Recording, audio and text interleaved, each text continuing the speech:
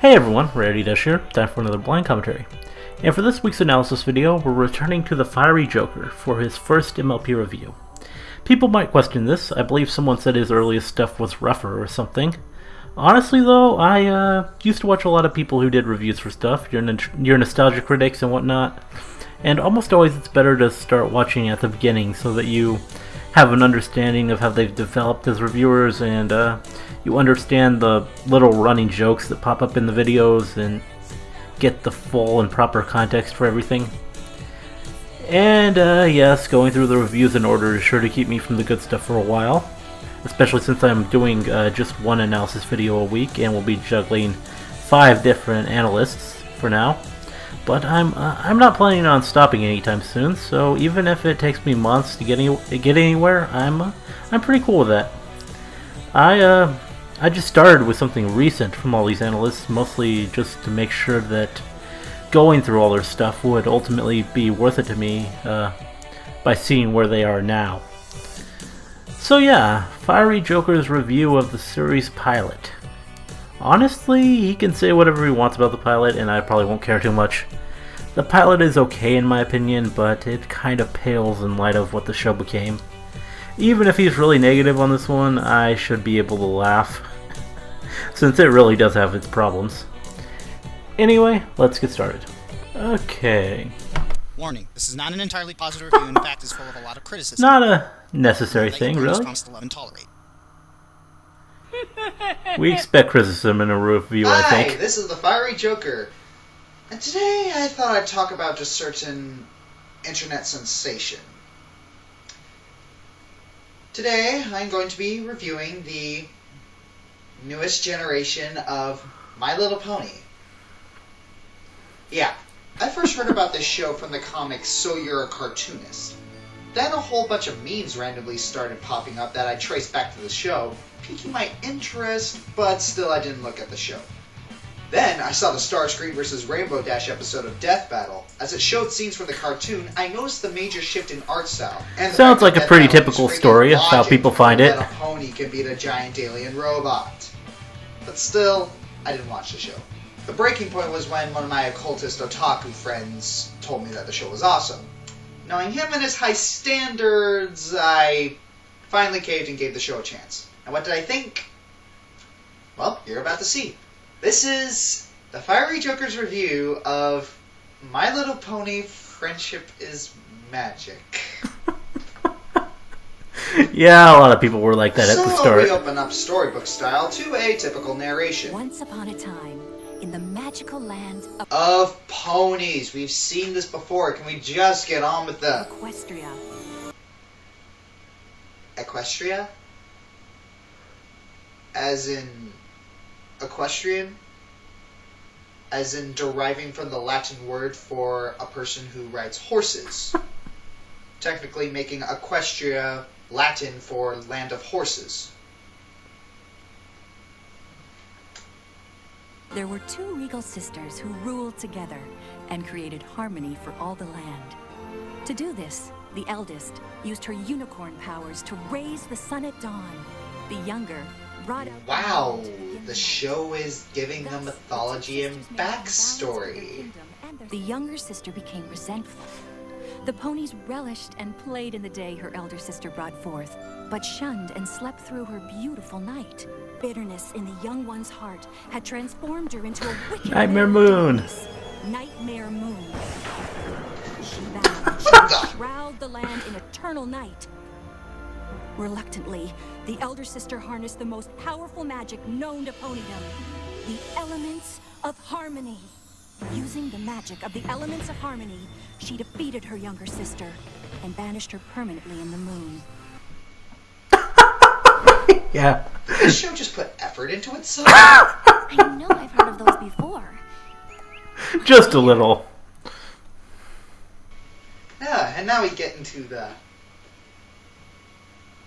title theme. Oh, the My Little Pony theme. The bane of my childhood. Let's get it over with. My little pony, my little pony.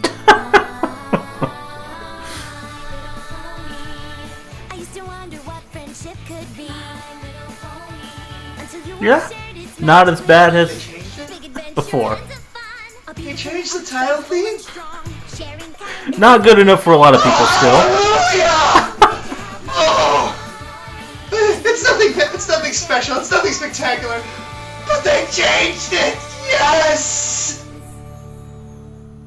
So we get to our main character, Twilight Sparkle, voiced by... Interesting watching this scene now. Sorry, girls. I got a lot of studying to catch up on. See you in 100 and however many episodes. Except study. Okay. Bookworm, antisocial, terror strong. It's Maka. It's freaking Maka. Don't deny it, it's Maka from Soul Eater. Terra Strong's with Maka? You see that Maka, Never saw the Twilight dub. Sparkle has seen the signs leading to Nightmare Moon's eventual I don't think she does much anime work. That on the longest day of the 1000th year, the stars will aid in her escape. And asks her assistant Spike, voiced by Kathy Wesseluk, to send a message to her. Wow, that was some pretty cool anime. I knew she would want to take immediate action. Wow, that would get pretty annoying, wouldn't you think? Twilight Sparkle gets rejected and told to go make friends while supervising preps for their deity's party. Make some friends! Maybe the ponies in Ponyville have interesting things to talk about. Come on, Twilight, just try. Well, this should be nice and awkward. Hello? Oh, Pinkie Pie. Yeah. What just happened? So, Good we question. check on the food and come across a pony named Applejack, voiced by Ashley Ball. Well, how'd it do, Miss Twilight? A pleasure making your acquaintance. I'm Applejack. We here at Sweet Apple Acres sure do like making Applejack really used to sound different. Stereotype, don't you think? Okay, well, I can see the food situation is handled, so we'll be on our way. Aren't you gonna stay for brunch? Oh, Appleplum. Lay on the adorable.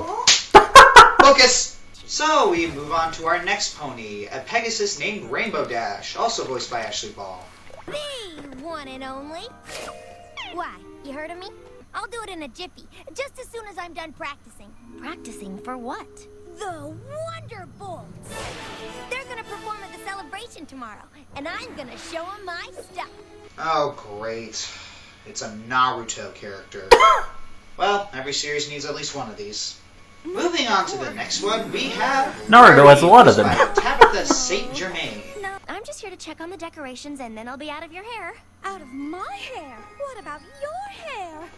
Wait, where... Not a fan of Rarity. Charlotte? Oh, I am so envious. The glamour, the sophistication.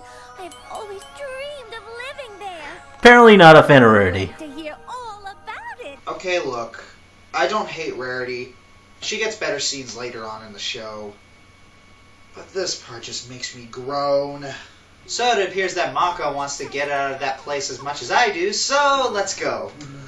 Focus, Casanova. What's next on the list? Fluttershy. This is Fluttershy, voiced by Andrea Libman. Gee, I wonder what her personality is. Oh my. Stop please, everyone. Very shy. Excuse me, sir. She's just so shy. Your rhythm is just a teeny tiny bit off. Ugh. What's your name? I'm Fluttershy. Ugh. That's another thing I hate about this show. It periodically remembers that it's a show for little girls. I'm sorry, what was that? My name is Fluttershy. Ugh. I used to be that. Oh, God, it's like looking in a mirror. Okay. So, we get to Maka's He was like residence, and Fluttershy, we find huh? our final Wouldn't have character, expected that. Pinkie Pie, also voiced by Andrea Libman. Pinkie Pie, and I threw this party just for you. Were you surprised? Were you? Well, that's silly. What kind of welcome party would this be if it were quiet? I mean, duh. Boring. You see, Well, it seems we've assembled the cast. We've got our bookworm, we got our sidekick, we got our shy one, we've got our ethnic representative, we've got our sophisticated OCD, we've got our Naruto, and finally, we have our kook. Alright, before you go crazy on me, this isn't an insult, it's just an observation. In fact, these characters give a refreshing take on the personalities. overused as they are. They're cliched, yes, but not unwelcome. So the party starts and it appears that their matriarch, princess, is missing. This can't be good. Enter villain. Nightmare Moon. Man, that is some friggin' cool character design there. Yeah, Nightmare Moon does look pretty awesome. Why? Am I not royal enough for you? Don't you know who I am? Well, let's check Peanut 3423's unoriginal villain checklist, shall we? You little fool! Thinking you could defeat me! Does my crown no longer count now that I have been imprisoned for 1,000 years?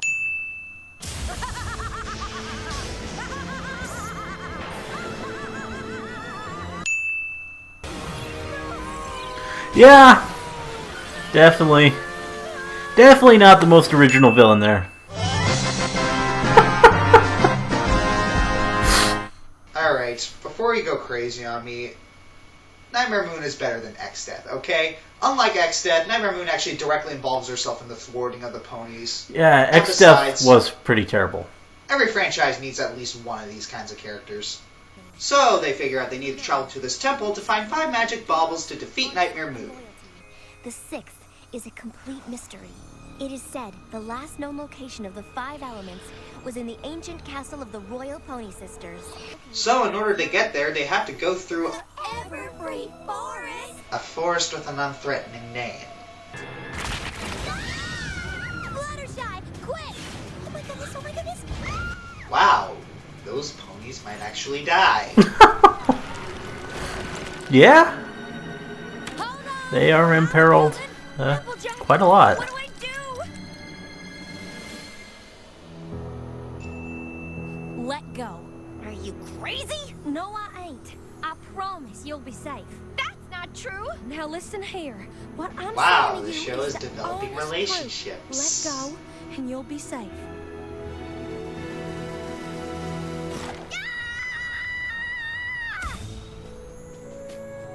So next we come across A Manticore!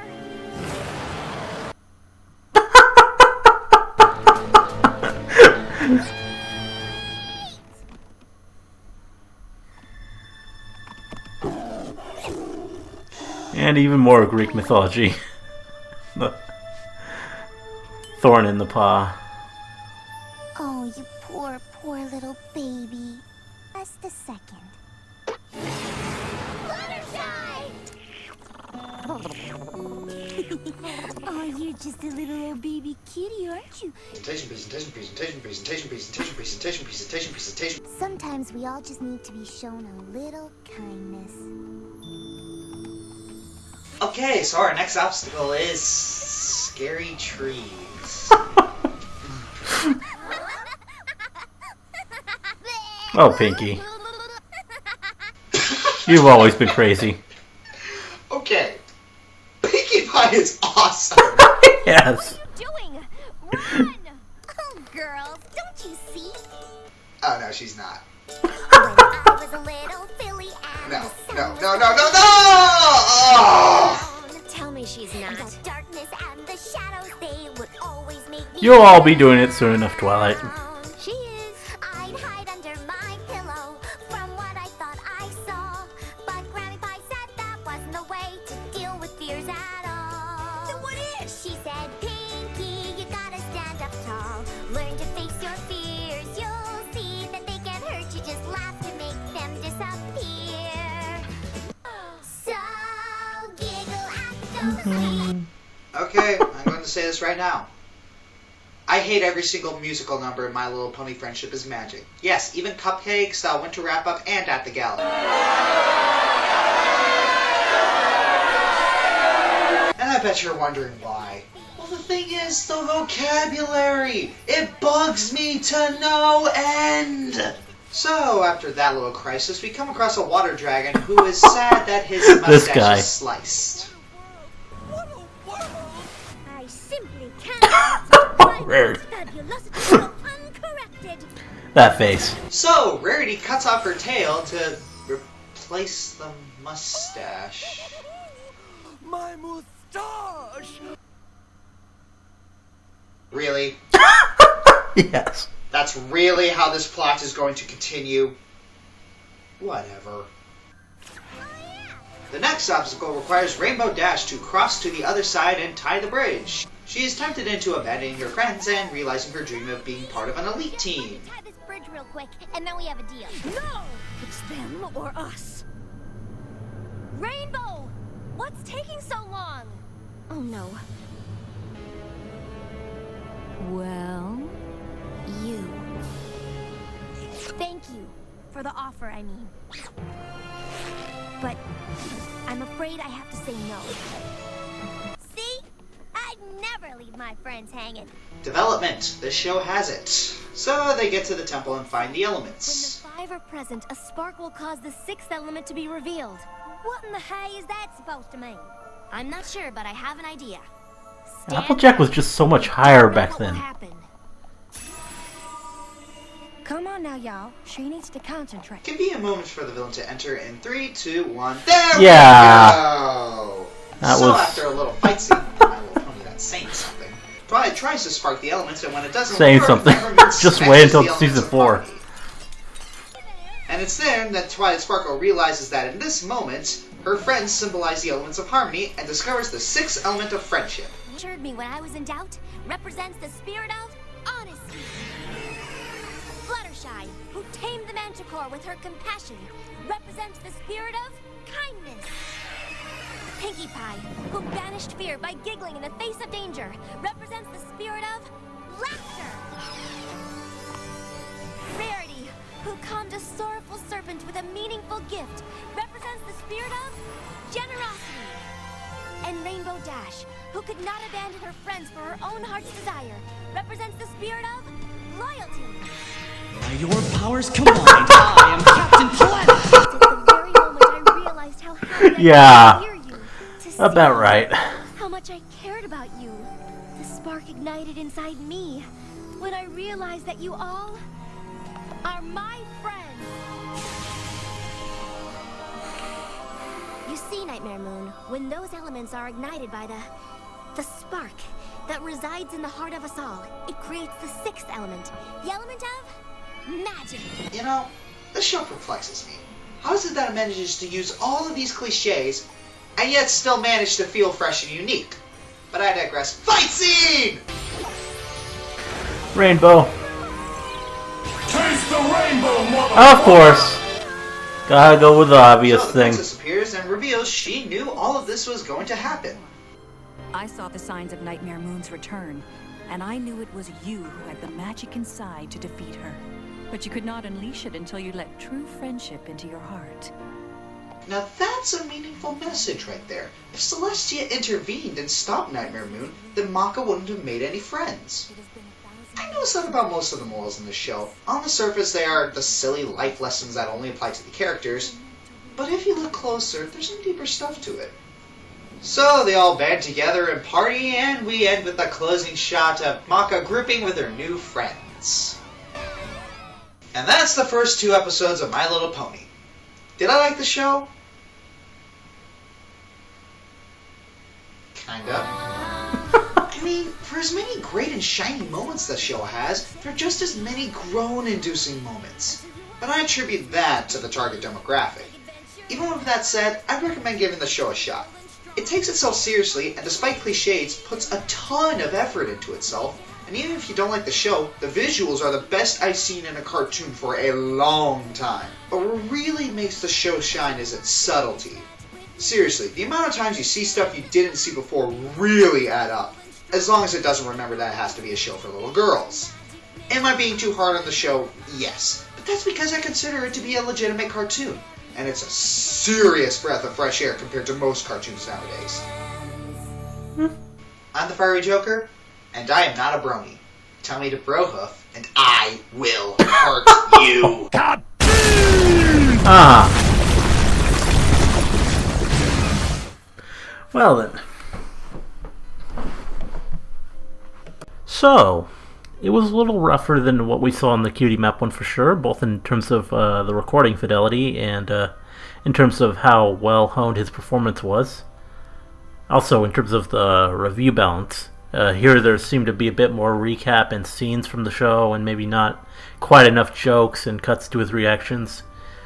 Still, it wasn't a bad start by any means. I can see why he caught on as a reviewer. Tough-looking military guy who was very aggressive about how he's not a brony and seems really hesitant to embrace the show. I'm sure there will be an interesting arc there as he finds more and more things in it he does genuinely like. It was a bit of a muted performance, but he had some good reactions, and he did a fair enough job of explaining some of the immediate appeal of the show. Wasn't a bad watch. I had fun. Hope you liked the commentary. Let me know if you did, and see you in the next one.